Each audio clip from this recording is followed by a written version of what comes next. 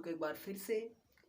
और जैसा कि आज हम लोग पढ़ने वाले हैं लेसन नंबर 4, जिसका नाम है वैद्युत धारिता। जिसका नाम है वैद्युत धारिता। अगर अभी तक आप लोगों ने चैप्टर नंबर 1, चैप्टर नंबर 2 और चैप्टर नंबर 3 नहीं देखे हैं तो यूट्यूब में सारी वीडियो अवेलेबल हैं, तो आप वहां पर जाकर सारी वीडियो देख सकते हैं। तो चलिए हम स्टार्ट करते हैं आज का लेसन नंबर 4, जिसका नाम है वैद्युत धारिता। तो आज इसके हम डिफिनेशन जानेंगे और इसका फार्मूला क्या होता है वो आपको बताया जाएगा। तो चलिए स्टार्ट करते हैं। अब धारिता का मतलब समझिएगा, पहले धारिता होती क्या है। धारिता, तो धारिता का अर्थ होता है धारण करने की क्षमता। धारण करने की क्षमता, धारण करने की क्षमता। तो धारिता का जो शाब्दिक अर्थ होता है उसका यही मतलब होता है धारण करने की क्षमता।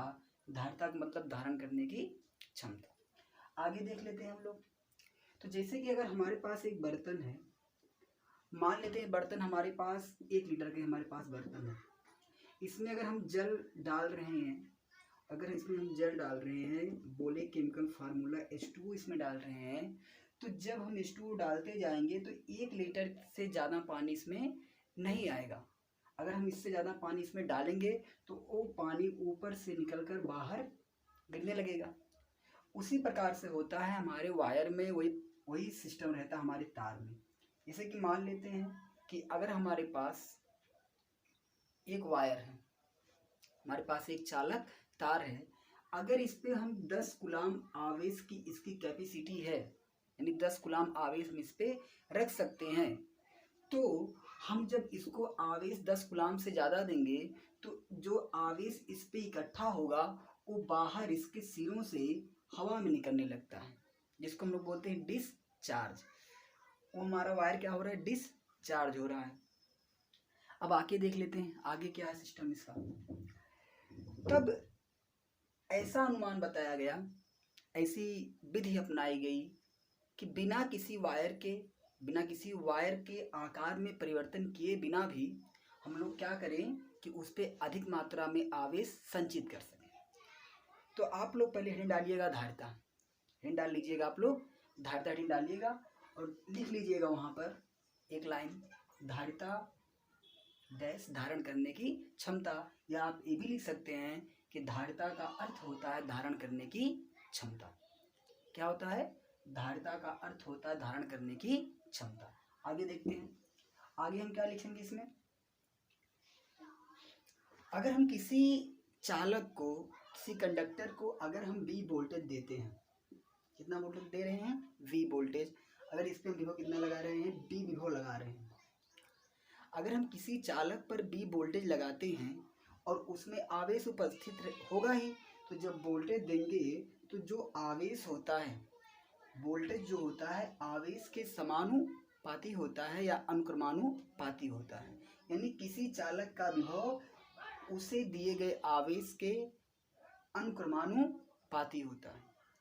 कहने का मतलब ये है कि अगर हम आवेश को बढ़ा रहे हैं, अगर हम आवेश को बढ़ा रहे हैं तो उसी के अनुपात में हमारा वोल्टेज बढ़ेगा। अगर हम आवेश को घटा रहे हैं तो उसी अनुपात में हमारा वोल्टेज भी घटेगा। इतनी बात समझ में आई आप लोगों को। हमने ये बताया कि जो हमारा विभव होता है वो आवेश के क्या होता है, प्रोपोर्शनल होता है। और आवेश के प्रोपोर्शनल होने के नाते अगर आवेश का मान घटेगा तो विभव का मान भी घटेगा, अगर आवेश का मान बढ़ेगा तो विभव का मान भी बढ़ेगा। तो चलिए देखते हैं आगे। अब आपको हमने बहुत बार बताया है कि जब यहाँ पे प्रोपोर्शनल लगता है तो प्रोपोर्शनल को हटाने के लिए हम एक कांस्टेंट का यूज करते हैं। तो यहाँ पे एक कांस्टेंट हम लगाएंगे।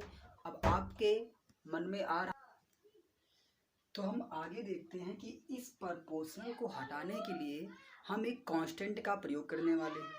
अब वो कांस्टेंट आपके मन में ही आ रहा हो के रख दें, तो ऐसा कोई बात नहीं को हम के रख दें, क्योंकि आपने देखा होगा कि बहुत सारे ऐसे फार्मूले प्रोपोर्शनल वाले होते हैं जिसमें हम क्या करते हैं कि उसको इक्वल करने के लिए हम एक कांस्टेंट लगाते हैं। और वह कांस्टेंट क्या होता है कि जो साइंटिस्ट उस नियम को खोज रहा है या वो फार्मूला बना रहा है वो अपने हिसाब से वहाँ पे कांस्टेंट रखता है। तो यहाँ पे क्या हो जाएगा आपका, यहाँ पे हमारा हो जाएगा बी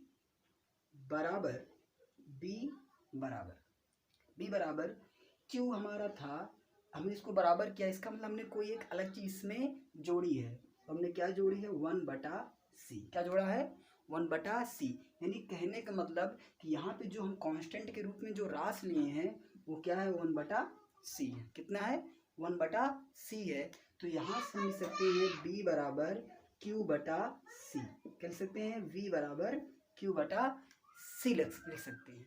तो यही हमारा होता है विभव, या इसको अगर हम c के पदों में लिखे, धारिता बराबर लिखना चाहें, दिखाई नहीं पड़ रहा होगा आप लोगों को, तो ऊपर थोड़ा लिख देते हैं। यहाँ पे c बराबर हो जाएगा, देखिए c बराबर अगर आप c लिखोगे तो c जाएगा यहाँ पे, b आएगा नीचे इसके, तो q/v, c बराबर q/b। ये धारिता क्या होता है, फार्मूला होता है c बराबर q/b। तो आप इतनी बात समझ गए होंगे। आप हेडिंग डाले होंगे धारिता, उसमें आपको लिखना है धारिता का अर्थ होता है धारण करने की क्षमता। किसी भी चालक को दिया गया विद्युत आवेश या विद्युत विभव उसके आवेश के अनुक्रमानुपाती होता है।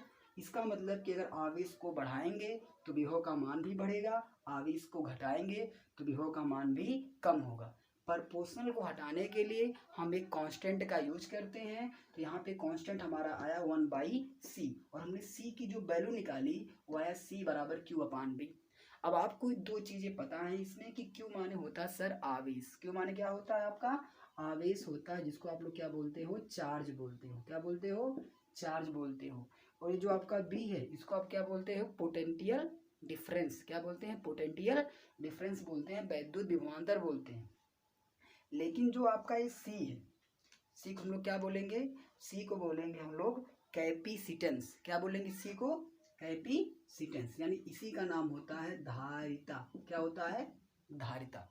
या हम इस तरह में कह सकते हैं कि किसी भी चालक को एकांक आवेश देने पर उसके विभव में एकांक परिवर्तन की निष्पत्ति को, यानी जो अनुपात बोलते हैं उसको हम क्या बोलेंगे, निष्पत्ति को क्या कहते हैं हम लोग, धारिता कहते हैं। यानी कहने का मतलब सिंपल यही है कि जब आवेश में हम विभव से भाग लगा देते हैं तो हमारा क्या निकल के जाता है, धारिता। तो c बराबर क्या हमारा आया, q/b। तो यहाँ तक कोई डाउट नहीं होगा। चलिए आगे देखते हैं, आगे देख लेते हैं क्या है इसका। अब आगे की हम बात करें तो हम इसके मात्रक की बात करने वाले हैं, हम इसके बीमा की बात करने वाले हैं। तो अभी तक आपने देखा कि आपका जो फार्मूला निकल के आया c बराबर q/b, चल नहीं रहा होगा, c बराबर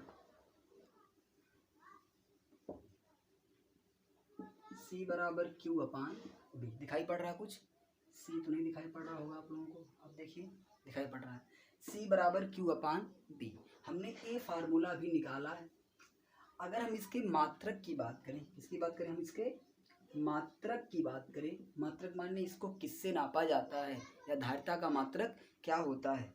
तो धारिता का मात्रक देखने के लिए हमने आपको बहुत बार बताया है कि अगर किसी चीज़ का बीमा निकालनी है और मात्रक निकालना है तो उसके फार्मूले को आपको याद होना बहुत ही आवश्यक है।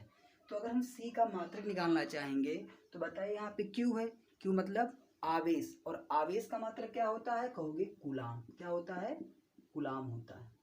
ठीक, अब यहाँ पे बटा है तो बटा आपने लगा दिया, और विभव का मात्रक क्या होता है, वोल्ट होता है। क्या होता है, वोल्ट होता है। तो हम कह सकते हैं कि जो c का मात्रक होता है या धारिता का जो मात्रक होता है, यूनिट जो होती है, कूलाम प्रति वोल्ट होता है। कूलाम प्रति वोल्ट होता है, क्योंकि q/b, q माने कूलाम और b माने वोल्ट, तो कूलाम प्रति वोल्ट होता है, या इसी को हम लोग बोलते हैं फैरेड। क्या बोलते हैं, फैरेड। तो अधिकतर तो यूज फैरेड ही होता है, लेकिन कभी आपसे कोई पूछे फैरेड क्या होता है, तो फैरेड क्या होता है, कूलाम प्रति वोल्ट के बराबर होता है। तो अगर अब आपसे कोई पूछे कि धारिता का मात्रक बताओ तो आप कहना सर फैरेड होता है। फैरेड माने कूलाम प्रति वोल्ट होता है। ठीक, आगे चलते हैं। फैरेड की भी कुछ यूनिट्स होती हैं, जैसे हम जब अभी न्यूमेरिकल्स करेंगे इस चैप्टर में तो हम पाएंगे कि जो एक, इसको हो क्या गया है, चलिए देख लेते हैं इससे। एक माइक्रो कूलाम, एक माइक्रोकुलाम और एक पिको कुलाम, सॉरी कुलाम नहीं रहेगा, यहाँ पे फैरेड रहेगा। एक माइक्रोफैरेड और एक पिकोफैरेड, एक माइक्रोफैरेड और एक पिकोफैरेड रहेगा। तो एक माइक्रोफैरेड का मतलब होता है, माइक्रो का मतलब 10 की पावर माइनस का 6, तो यानी 10 की पावर माइनस का 6 फैरेड हो जाएगा। अगर कहीं भी एक पिको फैरेड लिखा हो, पिको का मतलब 10 की पावर माइनस का 12 फैरेड। वैसे आप घात के बारे में जानते होंगे, आपको ने बताया है कि अगर मिली है तो मिली को 10 की पावर माइनस 3, माइक्रो है 10 की पावर माइनस का 6, नैनो है 10 की पावर माइनस का 9, और अगर पिको है तो 10 की पावर माइनस का 12। अगर फर्मी में कोई चीज़ दिया है तो 10 की पावर माइनस का 15। ये हमारे कुछ होते हैं इम्पोर्टेंस। तो चलिए हमने देखा कि मात्रा क्या होता है, कूलाम प्रति वोल्ट या फैरेड। अब इसकी हम बात करेंगे बीमा की, इसकी बीमा कैसे निकाली जा सकती है। तो मात्रा को ऐसे हम रहने देते हैं और हम बीमा की तरफ बढ़ते हैं। तो हमारी जो बीमा निकल के आएगी,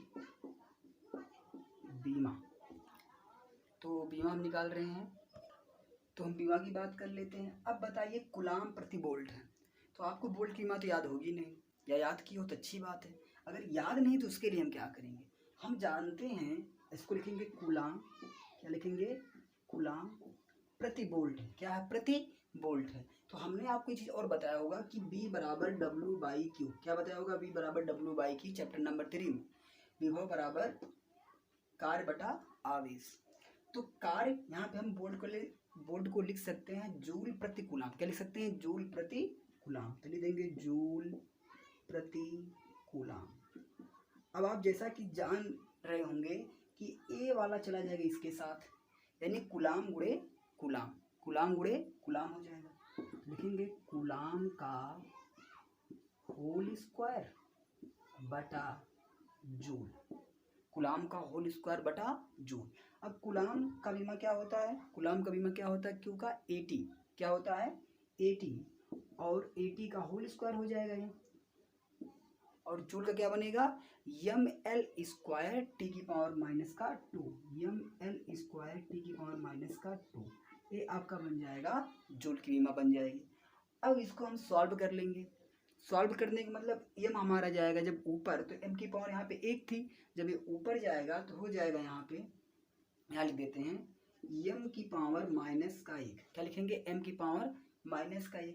देखिए l जाएगा ऊपर, जब l ऊपर जाएगा तो l की पावर माइनस का 2 बन जाएगा ये, क्योंकि 2 था तो l की पावर 2 ऊपर जाएगा, l की पावर माइनस का 2 बन जाएगा।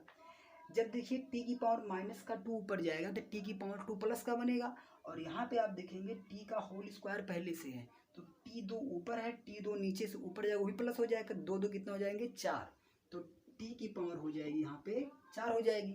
और यहाँ पे a स्क्वायर है, ऊपर क्या है, a स्क्वायर है, तो यहाँ पे हम लिख देंगे a स्क्वायर, और इसको ब्रैकेट से बंद कर देंगे, गुरु कोष्टक से बंद कर देंगे। बीमा लिखने के बाद हमारा काम ये रहता है कि हम इसको बड़े कोष्टक के अंदर बंद कर दें। तो आपने देखा कि जो धारिता होता है उसका मात्रक फैरेड होता है, या इसको हम कूलाम प्रति वोल्ट भी लिख सकते हैं, और बीमा होती है m इनवर्स l की पावर -2 t की पावर 4 और a की पावर 2। बात समझ में आ गई है। तो चलिए थोड़ा आगे देखते हैं हम लोग। अब आगे हम देखेंगे कि अगर हमारे पास कोई एक गोलीय चालक हो, या यहाँ तक आपका हो गया होगा, आप हेडिंग लगा लीजिएगा, गोलीय चालक की वैद्युत धारिता, गोलीय चालक की वैद्युत धारिता, गोलीय चालक की वैद्युत धारिता। तो गोलीय चालक की वैद्युत धारिता हेडिंग पड़ गई होगी आप लोगों की। तो हम एक गोलीय चालक मान लेते हैं, हमने मान लिया यहाँ पे हमारे पास एक गोलीय चालक, जैसा कि आप देख पा रहे होंगे चित्र में, एक गोलीय चालक हमने लिया है, ज़्यादा तो गोल है नहीं, लेकिन तब भी हम प्रयास करते हैं गोल बने। ये हमारा क्या है, गोलीय चालक है। इस गोलीय चालक की रेडियस बोले तो इसकी त्रिज्या हमने ले लिया कैपिटल R, कितना ले लिया, कैपिटल R, कैपिटल R त्रिज्या का हमने एक गोलीय चालक लिया, कोई अलग है, सबसे अलग चालक रखे हैं, और क्या किए हम इस पे हमने प्लस Q आवेश हमने इस पे एक समान रूप से इसको दे दिया है, प्लस आवेश। सबको हो क्या रहा आज, चलिए छोड़िए, plus plus plus plus plus plus plus. हमने क्या किया कि इस गोलीय चालक पर हमने क्या कर दिया, प्लस आवेश दे दिया। तो हमने गोली चालक के लिए हमने विभव पढ़ा होगा, क्या पढ़ा होगा, विभव। तो जो गोली चालक का ये पृष्ठ है, गोली चालक के पृष्ठ पर हम लिखेंगे यहाँ पे गोली चालक के पृष्ठ पर, गोली चालक के पृष्ठ दिखाई नहीं पड़ रहा होगा, पृष्ठ नीचे लिख देते हैं, पृष्ठ पर वैद्युत विभव, गोली चालक के पृष्ठ पर वैद्युत विभव। तो विभव बराबर क्या हो जाएगा, वो आपको हमने फार्मूला रटाया है, B बराबर हो जाएगा 1/4 पाई एप्सिलॉन 0 Q, और त्रिज्या कितनी इसकी है, R। यानी जो गोली चालक का पृष्ठ है उस पर विभव कितना उत्पन्न हो जाएगा, B बराबर 1/4 पाई एप्सिलॉन 0 Q/R हो जाएगा। अगर हमको धारिता चाहिए, क्या चाहिए, धारिता चाहिए, क्योंकि हमने गोली चालक के बारे में बहुत सारी चीज़ डिस्कस की हैं लेसन नंबर 2 में। गोली चालक के अंदर बाहर की विद्युत क्षेत्र की तीव्रता और पृष्ठ सब हमने डिस्कस कर लिया। और हम ये भी जानते हैं कि अगर एक समान आवेश से गोली चालक आवेशित है तो इसके सभी बिंदुओं पे क्या होगा, विभव समान रहेगा, ठीक है। और जो विद्युत बल रेखाएं होंगी गोलीय चालक से अभिलंबवत ही गुजरती है, इसके 90 एंगल पे डिग्री बना के सीधे निकलेंगे, ठीक। तो हम B बराबर पता कर पाए कि 1/4 पाई एप्सिलॉन 0 Q/R होता है। थोड़ा घर पे भी आप लोग पढ़िएगा, समझ में अच्छे से आएगा। अब अगर हम धारिता निकालना चाहें, धारिता निकालना चाहिए, तो धारिता बराबर हमारा क्या होता है, C बराबर Q/B। क्या होता है, C बराबर Q/B होता है, धारिता C बराबर Q/B होता है। तो Q यहाँ पे लिखेंगे और V का मान यहाँ से रख देंगे तो हो जाएगा 1/4 pi epsilon 0, 1/4 pi epsilon 0 Q/R। तो Q से Q कटेगा, एक पूरी चीज चली जाएगी ऊपर, तो आपका जो धारिता C बराबर निकल के आएगा वो आ जाएगा 4 पाई एप्सिलॉन 0 R। क्या आ जाएगा, C बराबर 4 पाई एप्सिलॉन 0 R, और मात्रक क्या इसका होगा, फैराड। क्या मात्रक हो जाएगा, फैराड। अब यहाँ पे सबसे बड़ी सोचने वाली बात यह है कि अभी तक हमने जितने फार्मूले लाए हैं उसमें 1/4 पाई एप्सिलॉन 0 होता है, लेकिन इस फार्मूले में ये हुआ है कि 4 पाई एप्सिलॉन 0 बटा में नहीं है। तो जब इसका आप मान रखोगे तो उल्टा मान रखा जाएगा, इसका R बटा हो जाएगा, R बटा 9 × 10⁹ सवाल में आप कोई भी गलती मत करिएगा, क्योंकि जब भी गोली चालक की बात कहे, जब भी गोली चालक की धारिता निकालने की बात करें तो आप लगाओगे C बराबर R/9 × 10⁹। बात समझ में आ रही है, 9 × 10⁹। तो यहाँ से हम एक चीज़ और निकाल सकते हैं कि C प्रोपोर्शनल R। क्या लिख सकते हैं, C प्रोपोर्शनल R। यहाँ पे हम देख भी पा रहे हैं कि C R के डायरेक्टली प्रोपोर्शनल है। अगर हम इसको कांस्टेंट मान लें तो C प्रोपोर्शनल R हो जाएगा। इसका मतलब ये हो गया कि जिस भी चालक की त्रिज्या अधिक होगी उसकी धारिता भी अधिक होगी। जिस कहने का मतलब सिंपल ये भी समझ जाओ, अगर हमारे पास छोटा सा ग्लास है उसकी रेडियस कम होगी तो उसमें कम पानी आएगा, अगर हमारे पास बाल्टी है तो उसकी रेडियस अधिक होती है तो वहाँ पे पानी अधिक आएगा। तो रेडियस अगर कम रहेगी तो धारिता भी कम होगी, और रेडियस अगर अधिक है तो धारिता भी क्या होगी, अधिक होगी। तो हमने अभी तक दो चीज़ें जो फार्मूले जाने हैं, C बराबर Q/B और गोली चालक के लिए C बराबर R/9 × 10⁹ ठीक। तो चलिए अगले वीडियो में फिर मिलते हैं आप लोगों से, और तब तक के लिए आप क्या करिएगा कि जो पीछे का वीडियो सब उसको रिवाइव कर लीजिएगा।